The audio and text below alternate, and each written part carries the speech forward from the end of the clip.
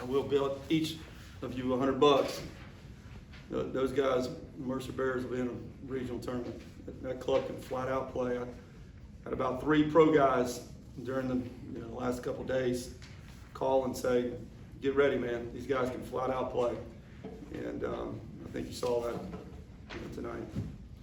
I thought the keys to the game were Tyler Ahern coming in, calming things down for a bit, and obviously Davis Hare was fantastic on the back end. So, questions?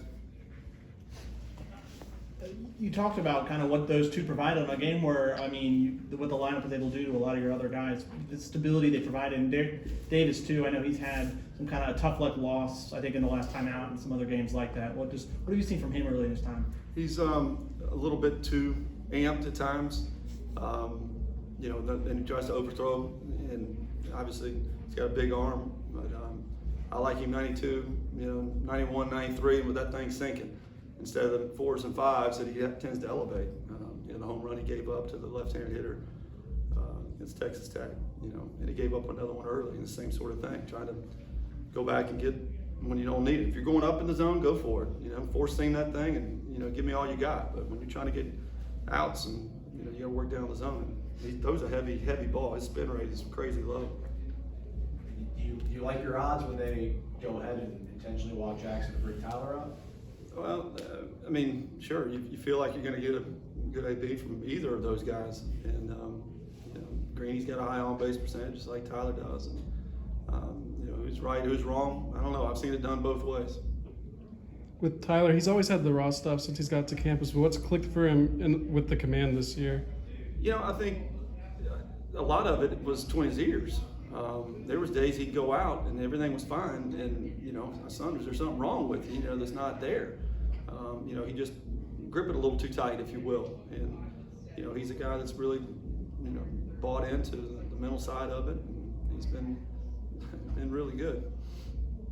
With the walk-off, you've talked about kind of the separate relationship of treating Tyler like any other. Is that something, do you enjoy that moment strictly as a coach and not kind of take the dad aspect into it at all? Yeah, I was starving, so that was good. Yeah, sure. There'll be a time for, that stuff, but mad at him for the check swing. But anyway, I'm a weirdo.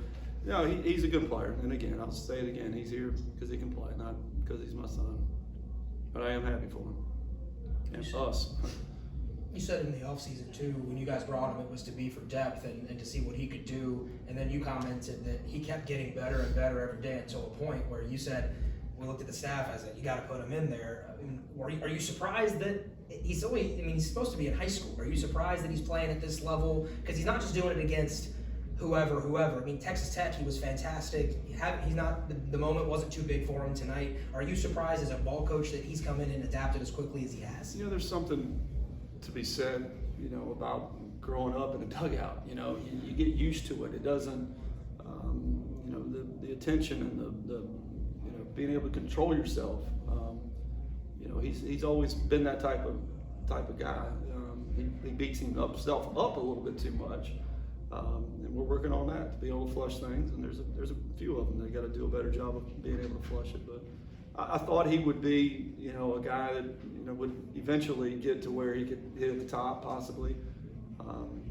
But it's been, I won't say a surprise. He's a good player, and I'm glad he's with us. You would know as well as anyone kind of the pressure of being the coach's son, having kind of living under that shadow and playing under that shadow. I guess, did you kind of talk to him to prepare him for kind of what that was going to be like, having been through it yourself?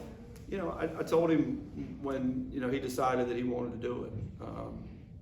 I told him, I said, it's going to get ready. It's everything that you do is going to be looked at. It's human nature by your teammates, by the fans, by the opposing team. And then when we go on the road, they're going to be on you. And, he's used to hearing it because he's been in the dugout for so long. The fact is now directed at him. I don't think it bothers him, as much as other people. There's something about just, you look at all the major league sons of major leaguers that have made the major leagues. You know what I mean? That's basically the same analogy because it's ho-hum. It's nothing to them. It's the lifestyle that they've basically, my kids have been with me. You had 3 different guys play first tonight. What was this thought process behind taking out Carter and then taking out Cooper? Yeah, I mean, there's things that we do that are set, and you know, when you break them, it's not, you know, it doesn't work. It's not, and they know that. And you know, I don't want to go into it, but they make mistakes that, you know, are unacceptable, and they're fine. They get it. So it's the young pups that you have to really worry about when you take them out of the game.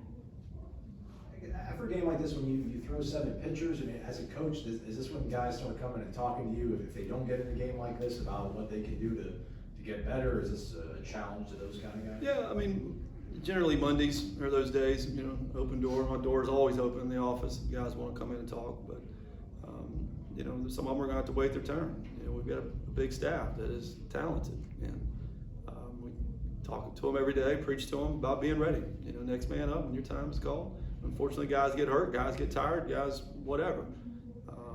You got to be ready. You saw a number of pretty remarkable plays from the infielders tonight. Do you see? I mean, is it just the more you play, the more comfortable that you expect them to kind of get there? Yeah, and it's, again, you get used to things. That was what my main focus of the post-game meeting was.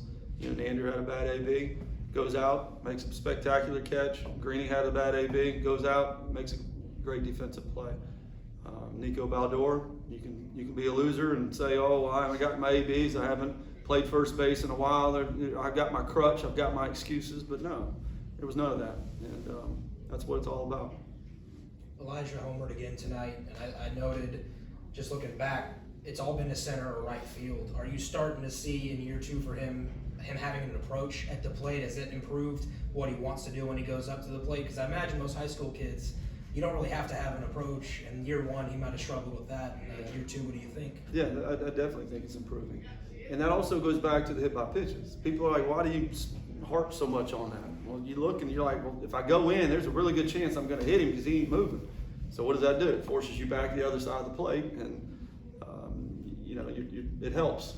I mean, we go through it in pregame meetings all the time. Man, this guy, he's going to wear it. He'll stay in there, so you're more reluctant to, you know, to try it, and you got to be ready for it. You've coached a lot of athletes that have been able to go to opposite field. Mike McGee was one buster, obviously, he knew how to do it. Is it just raw strength that they have, or is it quicker hands than others? Not everyone's able to really have that power and tap into it to right field. Yeah, you have to let it get there. You know, too many guys want to hit the outside pitch in the same spot, the middle pitch and the inside pitch, and it doesn't work like that. You know, the inside pitch you're going to hit furthest out in front, and then it's kind of like a diagonal back, a middle pitch here, and then you got to really wait to let that pitch get back there. Because if you do it wrong, you're just going to, you know, flip it that way. There's not going to be any power. If you let it get back there, you know, you can juice it. So he can sure juice it. He intimidates a lot of people just in BP. No Jack tonight. Was that a fatigue thing or just a coaching decision to save him for the weekend? Yeah, once we got in it, you know, we kind of said, you know, he was the one that had a star beside his name. Like, if you can, him and Messick, don't use him. You know, Chaz is Chaz, and he's always ready. But, you know, we just tried to be smart about it. Felt like he had some, you know, some of the highest leverage situations. You know, some pitches are different than other pitches, you know, and he had a bunch of them, and we decided it'd be best for him. Anything else, Coach?